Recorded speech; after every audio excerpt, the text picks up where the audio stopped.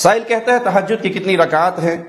تو رسول اللہ صلی اللہ علیہ وسلم کا اکثر معمول 11 رکعات وتر کے ساتھ پڑھنا احادیث سے ملتا ہے۔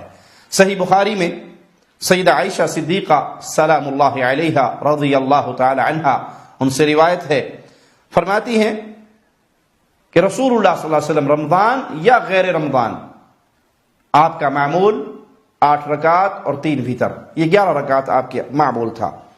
اور صحیح مسلم میں ابن عباس سے 13 رکعات بھی روایت ہیں رضی اللہ عنہما، اور بعض روایات میں 9 رکعات بھی ہیں، 8 رکعات اور 1 وتر کے ساتھ۔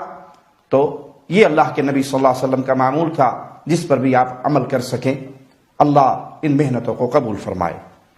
صحیح بخاری حدیث نمبر 473 عبداللہ ابن عمر سے روایت ہے کہ رسول اللہ صلی اللہ علیہ وسلم خطبہ ارشاد فرما رہے تو ایک سائل آ کر سوال کرتا ہے کیف صلاۃ اللیل، رات کی نماز کیسے ہے؟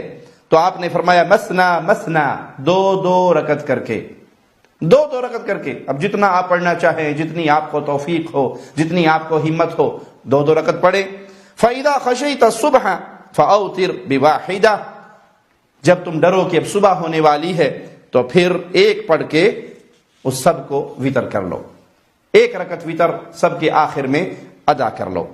تو آپ کو اجازت ہے جتنی بار چاہیں پڑھیں، جتنی چاہیں پڑھیں، 2 پڑھیں، 4 پڑھیں، 6 پڑھیں، 8 پڑھیں، جتنی آپ کو اللہ توفیق دے۔ اور جب سونے لگے یا صبح ہونے کا ڈر ہو تو پھر 1 رکعت پڑھ لیں۔ اس حدیث سے 1 وتر پڑھنا بھی ثابت ہوا۔